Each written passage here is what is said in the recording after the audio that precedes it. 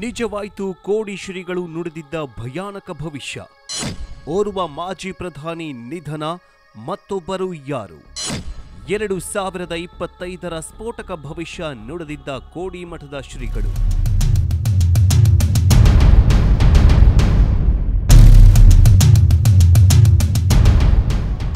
ವಿಡಿಯೋವನ್ನ ಶುರು ಮಾಡೋದಕ್ಕಿಂತ ಮುಂಚೆ ಕೋಡಿ ಶ್ರೀಗಳ ಭವಿಷ್ಯದ ಬಗ್ಗೆ ನಿಮ್ಮ ಅನಿಸಿಕೆ ಏನು ಅಂತ ಕಮೆಂಟ್ ಮಾಡಿ ಮತ್ತು ಈ ವಿಡಿಯೋಗೆ ಒಂದು ಲೈಕ್ ಕೊಡಿ.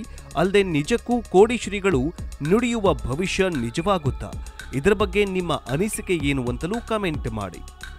ದೀರ್ಘಕಾಲ ಅನಾರೋಗ್ಯದಿಂದ ಬಳಲುತ್ತಿದ್ದ ಮಾಜಿ ಪ್ರಧಾನಿ ಮನಮೋಹನ್ ಸಿಂಗ್ ಗುರುವಾರ ನಿಧನ ಹೊಂದಿದ್ದಾರೆ. ಅವರಿಗೆ 92 ವರ್ಷವಾಗಿತ್ತು. ಈ ನಡುವೆ ಕೋಡಿ ಮಠದ ಡಾಕ್ಟರ್ ಶಿವಾನಂದ ಶಿವಯೋಗಿ ರಾಜೇಂದ್ರ ಸ್ವಾಮೀಜಿ ನುಡಿದಿದ್ದ ಭವಿಷ್ಯ ಕೂಡ ನಿಜವಾಗಿದೆ.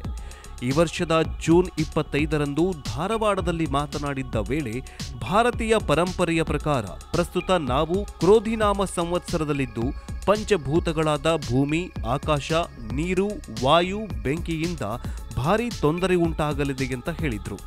ನಾನು 4 ತಿಂಗಳ ಮೊದಲೇ ಹೇಳಿದಂತೆ ವಿದೇಶದಲ್ಲಿ ಭೀಕರ ಮಳೆಯಾಗತ್ತೆ, ಇಬ್ಬರ ಪ್ರಧಾನಿಗಳು ಸಾಯ್ತಾರೆ, ಸಾವು ನೋವುಗಳು ಸಂಭವಿಸುತ್ತವೆ, ದೊಡ್ಡವರಿಗೆ ಭಾರೀ ದುಃಖ, ನೋವು, ತಾಪಗಳು ಶುರುವಾಗತ್ತೆ ಅಂತ ಹೇಳಿದ್ರು.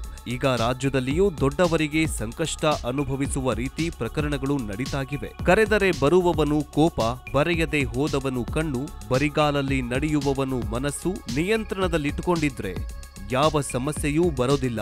ಆದ್ರೆ ದುಡ್ಡು, ಅಧಿಕಾರ ಮುಖ್ಯವೆಂದು ಹೊರಟವರು ಅದ್ದಂಪತನವಾಗ್ತಾರೆ ಅಂತ ಭವಿಷ್ಯವನ್ನ ನುಡಿದಿದ್ರು. ಇದೇ ವೇಳೆ ಇವರು ಇಬ್ಬರು ಪ್ರಧಾನಿಗಳ ಸಾವಿನ ಬಗ್ಗೆಯೂ ಕೂಡ ಭವಿಷ್ಯವನ್ನ ನುಡಿದಿದ್ರು. ವರ್ಷದ ಕೊನೆಯ ಹಂತದಲ್ಲಿ ಮನಮೋಹನ್ ಸಿಂಗ್ ನಿಧನ ಹೊಂದಿದ್ದಾರೆ. ಹೀಗಾಗಿ ಕೋಡಿ ಮಠದ ಶ್ರೀಗಳ ಭವಿಷ್ಯ ನಿಜವಾಗಿದೆ. ಧಾರವಾಡದ ಮಾಧ್ಯಮಗಳೊಂದಿಗೆ ಮಾತನಾಡಿದ ಅವರು ಭಾರತೀಯ ಪರಂಪರೆಯಲ್ಲಿ ಧಾರವಾಡದಲ್ಲಿ ಮಾಧ್ಯಮದವರೊಂದಿಗೆ ಮಾತನಾಡಿದ ಕೋಡಿ ಶ್ರೀಗಳು ಭಾರತೀಯ ಪರಂಪರೆಯಲ್ಲಿ ಜನರಿಗೆ ದೇವರು, ಧರ್ಮ, ಭವಿಷ್ಯ, ದಿನ, ಕಾಲ, ಪಂಚಾಂಗದ ಮಹತ್ವ ಇದೆ. ಇದು ಭಾರತೀಯ ಪದ್ಧತಿಯಲ್ಲಿ ಇದು ಕ್ರೋಧಿನಾಮ ಸಂವತ್ಸರವಾಗಿದೆ. ಇದು ಒಳಿತಿಗಿಂತ ಕೆಡುಕನ್ನ ಹೆಚ್ಚು ಮಾಡುತ್ತೆ. ಭೂಮಿ, ಆಕಾಶ, ವಾಯು, ಬೆಂಕಿ ಸೇರಿದಂತೆ ಪಂಚಭೂತಗಳಿಂದ ತೊಂದರೆಗಿದೆ. ಇದನ್ನು ನಾವು ಆಕಾಶ ತತ್ವ ಅಂತ ಕರಿತೀವಿ. ಶ್ರಾವಣದಲ್ಲಿ ಆಕಾಶ ತತ್ವದ ಬಗ್ಗೆ ಹೇಳುತ್ತೇನೆ. ಈ ಸಂವತ್ಸರದಲ್ಲಿ ಭಾರೀ ಮಳೆ ಸುರಿಯತ್ತೆ. ಬೆಳೆ ಬಂದ್ರೆ ಬಂತು, ಇಲ್ಲ ಅಂದ್ರೆ ಇಲ್ಲ. ಈಗ ಜಲಪ್ರಳಯ ಆಗಿದೆ, ಭೂಕುಸಿತ ಆಗಲಿದೆ, ವಾಯುವಿನಿಂದಲೂ ವಿಪರೀತ ತೊಂದರೆ ಇದೆ. ಆದ್ರೂ ನಮ್ಮ ನಾಡಿಗೆ ಭಾರೀ ಸುಭಿಕ್ಷೆ ಇದೆ ಅಂತ ಹೇಳಿದ್ರು. ಇನ್ನು ರಾಜಕಾರಣದಲ್ಲಿ ನಾನು ಹೇಳಿದಂತೆ ಅತಂತ್ರದಿಂದಲೇ ಕೂಡಿದೆ. ಶ್ರಾವಣದಲ್ಲಿ ನಾನು ಈ ಬಗ್ಗೆ ರಾಜಕೀಯ ಬಗ್ಗೆ ನುಡಿಯುತ್ತೇನೆ. ಅಶುಭವನ್ನ ಈಗಲೇ ನುಡಿಯಬಾರದು. ಮಹಾಭಾರತದಲ್ಲಿ ಅಭಿಮನ್ಯುವಿನ ಬಿಲ್ಲಿನ ದಾರವನ್ನ ಕರ್ಣನ ಕೈಯಿಂದ ಕತ್ತರಿಸ್ತಾರೆ. ಆದ್ರೆ ಈಗ ಅಭಿಮನ್ಯುವಿನ ಹೆಂಡತಿ ಪಾರ್ಲಿಮೆಂಟ್ಗೆ ಪ್ರವೇಶ ಮಾಡ್ತಾಳೆ. ಆದ್ರೆ ಈಗ ಪಾರ್ಲಿಮೆಂಟ್ನಲ್ಲಿ ದುರ್ಯೋಧನನ ತೊಡೆ ಮುರಿಸಿದ ಕೃಷ್ಣ ಇಲ್ಲಿಲ್ಲ. ಆದ್ದರಿಂದ ದುರ್ಯೋಧನನೇ ಗೆಲ್ಲುತ್ತಾನೆ ಅಂತ ಸೂಚ್ಯಾರ್ಥವಾಗಿ ಹೇಳಿದ್ರು. ಇನ್ನು ಇದೇ ಸಂದರ್ಭದಲ್ಲಿ ಒಬ್ಬ ಮಾಜಿ ಪ್ರಧಾನಿಯ ಸಾವಾಗತ್ತೆ ಅಂತಲೂ ಕೂಡ ಭವಿಷ್ಯವನ್ನ ನುಡಿದಿದ್ರು. ಆ ಭವಿಷ್ಯ ಇಂದು ನಿಜವಾಗಿದೆ. ಇಂದು ಮಾಜಿ ಪ್ರಧಾನಿ ಮನಮೋಹನ್ ಸಿಂಗ್ ಅವರು ನಿಧನ ಹೊಂದಿದ್ದಾರೆ. ಇದು ಕ್ರೋಧಿನಾಮ ಸಂವತ್ಸರ ಅಂತಲೂ ಕೂಡ ಹೇಳಿದ್ರು. ಅದರಂತೆ ಯುದ್ಧವೂ ಕೂಡ ಆಗಲಿದೆ, ಜಲಪ್ರಳಯವೂ ಕೂಡ ಆಗಲಿದೆ, ಭೂಕುಸಿತ ಆಗಲಿದೆ, ವಾಯುವಿನಿಂದಲೂ ವಿಪರೀತ ತೊಂದರೆ ಇದೆ. ಹೀಗಂತ ಕೋಡಿ ಶ್ರೀಗಳು ಭವಿಷ್ಯವನ್ನ ನುಡಿದಿದ್ರು. ಅದರಂತೆ ವಾಯು ಮಾಲಿನ್ಯವೂ ಕೂಡ ಹೆಚ್ಚಾಗಿದೆ, ಜೊತೆಗೆ ಜಲಪ್ರಳಯವೂ ಕೂಡ ಆಗಿದೆ. ಈಗ ಯುದ್ಧವೂ ಕೂಡ ನಡೀತಾಗಿದೆ. ಎಲ್ಲಾ ಸಂಕಷ್ಟಗಳು ಹೇಳಿದಂತೆ ಚಾಚು ತಪ್ಪದೆ ನಡೀತಾಗಿದೆ. ಇನ್ನು ಇದಿಷ್ಟೇ ಅಲ್ಲದೆ ಒಬ್ಬ ಪ್ರಧಾನಿಯ ಸಾವಾಗತ್ತೆ ಅಂತಲೂ ಕೂಡ ಹೇಳಿದ್ರು. ಅದೇ ತೆರನಾಗಿ ಪ್ರಧಾನಮಂತ್ರಿ ಮನಮೋಹನ್ ಸಿಂಗ್ ಅವರು ನಿಧನ ಹೊಂದಿದ್ದಾರೆ. ಇನ್ನು ಈ ಹಿಂದೆಯೂ ಕೋಡಿ ಶ್ರೀಗಳು ಹಲವಾರು ಭವಿಷ್ಯಗಳನ್ನ ನುಡಿದಿದ್ರು. ಅಚ್ಚರಿ ಎಂಬಂತೆ ಅವೆಲ್ಲವೂ ಕೂಡ ನಿಜವಾಗಿದೆ. ಇದೀಗ 2025ರ ಬಗ್ಗೆ ಕೋಡಿ ಶ್ರೀಗಳು ನುಡಿದಿರುವಂತಹ ಭವಿಷ್ಯ ಎಲ್ಲರನ್ನ ಬೆಚ್ಚಿ ಬೀಳಿಸೋ ಹಾಗೆ ಮಾಡಿದೆ. ದೀರ್ಘಕಾಲ ಅನಾರೋಗ್ಯದಿಂದ ಬಳಲುತ್ತಿದ್ದ ಮಾಜಿ ಪ್ರಧಾನಿ ಮನಮೋಹನ್ ಸಿಂಗ್ ಗುರುವಾರ ನಿಧನ ಹೊಂದಿದ್ದಾರೆ. ಅವರಿಗೆ 92 ವರ್ಷವಾಗಿತ್ತು.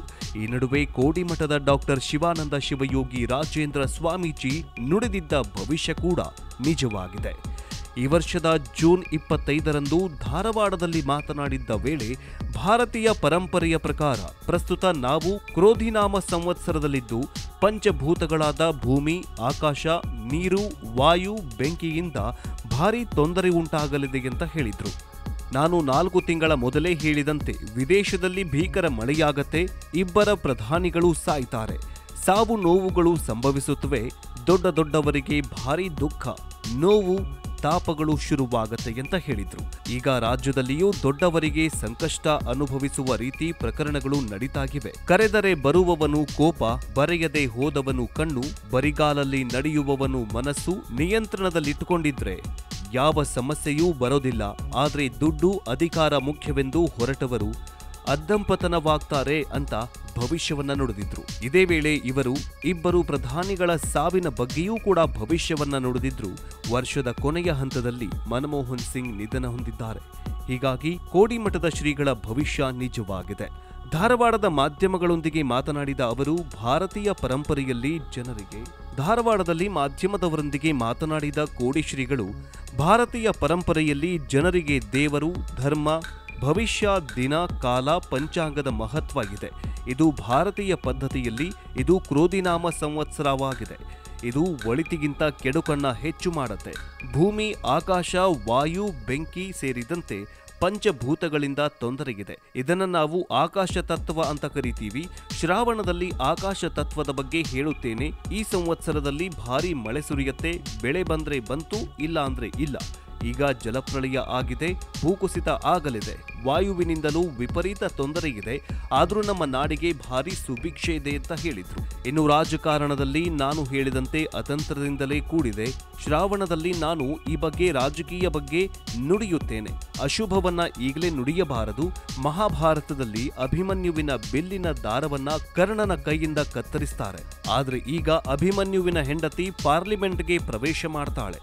ಆದ್ರೆ ಈಗ ಪಾರ್ಲಿಮೆಂಟ್ನಲ್ಲಿ ದುರ್ಯೋಧನನ ತೊಡೆ ಮುರಿಸಿದ ಕೃಷ್ಣ ಇಲ್ಲಿಲ್ಲ. ಆದ್ದರಿಂದ ದುರ್ಯೋಧನನೇ ಗೆಲ್ಲುತ್ತಾನೆ ಅಂತ ಸೂಚ್ಯಾರ್ಥವಾಗಿ ಹೇಳಿದ್ರು. ಇನ್ನು ಇದೇ ಸಂದರ್ಭದಲ್ಲಿ ಒಬ್ಬ ಮಾಜಿ ಪ್ರಧಾನಿಯ ಸಾವಾಗತ್ತೆ ಅಂತಲೂ ಕೂಡ ಭವಿಷ್ಯವನ್ನ ನುಡಿದಿದ್ರು. ಆ ಭವಿಷ್ಯ ಇಂದು ನಿಜವಾಗಿದೆ. ಇಂದು ಮಾಜಿ ಪ್ರಧಾನಿ ಮನಮೋಹನ್ ಸಿಂಗ್ ಅವರು ನಿಧನ ಹೊಂದಿದ್ದಾರೆ. ಇದು ಕ್ರೋಧಿನಾಮ ಸಂವತ್ಸರ ಅಂತಲೂ ಕೂಡ ಹೇಳಿದ್ರು. ಅದರಂತೆ ಯುದ್ಧವೂ ಕೂಡ ಆಗಲಿದೆ, ಜಲಪ್ರಳಯವೂ ಕೂಡ ಆಗಲಿದೆ, ಭೂಕುಸಿತ ಆಗಲಿದೆ, ವಾಯುವಿನಿಂದಲೂ ವಿಪರೀತ ತೊಂದರೆಯಿದೆ. ಹೀಗಂತ ಕೋಡಿ ಶ್ರೀಗಳು ಭವಿಷ್ಯವನ್ನ ನುಡಿದಿದ್ರು. ಅದರಂತೆ ವಾಯು ಮಾಲಿನ್ಯವೂ ಕೂಡ ಹೆಚ್ಚಾಗಿದೆ, ಜೊತೆಗೆ ಜಲಪ್ರಳಯವೂ ಕೂಡ ಆಗಿದೆ. ಈಗ ಯುದ್ಧವೂ ಕೂಡ ನಡೀತಾಗಿದೆ. ಎಲ್ಲಾ ಸಂಕಷ್ಟಗಳು ಹೇಳಿದಂತೆ ಚಾಚು ತಪ್ಪದೆ ನಡೀತಾಗಿದೆ. ಇನ್ನು ಇದಿಷ್ಟೇ ಅಲ್ಲದೆ ಒಬ್ಬ ಪ್ರಧಾನಿಯ ಸಾವಾಗತ್ತೆ ಅಂತಲೂ ಕೂಡ ಹೇಳಿದ್ರು. ಅದೇ ತೆರನಾಗಿ ಪ್ರಧಾನಮಂತ್ರಿ ಮನಮೋಹನ್ ಸಿಂಗ್ ಅವರು ನಿಧನ ಹೊಂದಿದ್ದಾರೆ. ಭಾರತೀಯ ಪರಂಪರೆಯಲ್ಲಿ ಜನರಿಗೆ ದೇವರು, ಧರ್ಮ, ಭವಿಷ್ಯ, ದಿನ, ಕಾಲ, ಪಂಚಾಂಗದ ಮಹತ್ವ ಇದೆ. ಇದು ಭಾರತೀಯ ಪದ್ಧತಿಯಲ್ಲಿ ಇದು ಕ್ರೋಧಿನಾಮ ಸಂವತ್ಸರವಾಗಿದೆ. ಇದು ಒಳಿತಿಗಿಂತ ಕೆಡುಕನ್ನ ಹೆಚ್ಚು ಮಾಡುತ್ತೆ.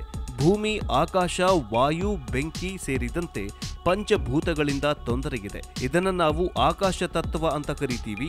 ಶ್ರಾವಣದಲ್ಲಿ ಆಕಾಶ ತತ್ವದ ಬಗ್ಗೆ ಹೇಳುತ್ತೇನೆ. ಈ ಸಂವತ್ಸರದಲ್ಲಿ ಭಾರಿ ಮಳೆ ಸುರಿಯುತ್ತೆ. ಬೆಳೆ ಬಂದ್ರೆ ಬಂತು, ಇಲ್ಲ ಅಂದ್ರೆ ಇಲ್ಲ. ಈಗ ಜಲಪ್ರಳಯ ಆಗಿದೆ, ಭೂಕುಸಿತ ಆಗಲಿದೆ, ವಾಯುವಿನಿಂದಲೂ ವಿಪರೀತ ತೊಂದರೆ ಇದೆ. ಆದ್ರೂ ನಮ್ಮ ನಾಡಿಗೆ ಭಾರಿ ಸುಭಿಕ್ಷೆ ಇದೆ ಅಂತ ಹೇಳಿದ್ರು. ಇನ್ನು ರಾಜಕಾರಣದಲ್ಲಿ ನಾನು ಹೇಳಿದಂತೆ ಅತಂತ್ರದಿಂದಲೇ ಕೂಡಿದೆ. ಶ್ರಾವಣದಲ್ಲಿ ನಾನು ಈ ಬಗ್ಗೆ ರಾಜಕೀಯ ಬಗ್ಗೆ ನುಡಿಯುತ್ತೇನೆ. ಅಶುಭವನ್ನ ಈಗಲೇ ನುಡಿಯಬಾರದು. ಮಹಾಭಾರತದಲ್ಲಿ ಅಭಿಮನ್ಯುವಿನ ಬಿಲ್ಲಿನ ದಾರವನ್ನ ಕರ್ಣನ ಕೈಯಿಂದ ಕತ್ತರಿಸ್ತಾರೆ. ಆದ್ರೆ ಈಗ ಅಭಿಮನ್ಯುವಿನ ಹೆಂಡತಿ ಪಾರ್ಲಿಮೆಂಟ್ಗೆ ಪ್ರವೇಶ ಮಾಡ್ತಾಳೆ. ಆದ್ರೆ ಈಗ ಪಾರ್ಲಿಮೆಂಟ್ನಲ್ಲಿ ದುರ್ಯೋಧನನ ತೊಡೆ ಮುರಿಸಿದ ಕೃಷ್ಣ ಇಲ್ಲಿಲ್ಲ. ಆದ್ದರಿಂದ ದುರ್ಯೋಧನನೇ ಗೆಲ್ಲುತ್ತಾನೆ ಅಂತ ಸೂಚ್ಯಾರ್ಥವಾಗಿ ಹೇಳಿದ್ರು. ಇನ್ನು ಇದೇ ಸಂದರ್ಭದಲ್ಲಿ ಒಬ್ಬ ಮಾಜಿ ಪ್ರಧಾನಿಯ ಸಾವಾಗತ್ತೆ ಅಂತಲೂ ಕೂಡ ಭವಿಷ್ಯವನ್ನ ನುಡಿದಿದ್ರು. ಆ ಭವಿಷ್ಯ ಇಂದು ನಿಜವಾಗಿದೆ. ಇಂದು ಮಾಜಿ ಪ್ರಧಾನಿ ಮನಮೋಹನ್ ಸಿಂಗ್ ಅವರು ನಿಧನ ಹೊಂದಿದ್ದಾರೆ. ಇನ್ನು ಈ ಹಿಂದೆಯೂ ಕೋಡಿ ಶ್ರೀಗಳು ಹಲವಾರು ಭವಿಷ್ಯಗಳನ್ನ ನುಡಿದಿದ್ರು. ಅಚ್ಚರಿ ಎಂಬಂತೆ ಅವೆಲ್ಲವೂ ಕೂಡ ನಿಜವಾಗಿದೆ. ಇದೀಗ 2025 ಬಗ್ಗೆ ಕೋಡಿ ಶ್ರೀಗಳು ನುಡಿದಿರುವಂತಹ ಭವಿಷ್ಯ ಎಲ್ಲರನ್ನ ಬೆಚ್ಚಿ ಬೀಳಿಸೋ ಹಾಗೆ ಮಾಡಿದೆ.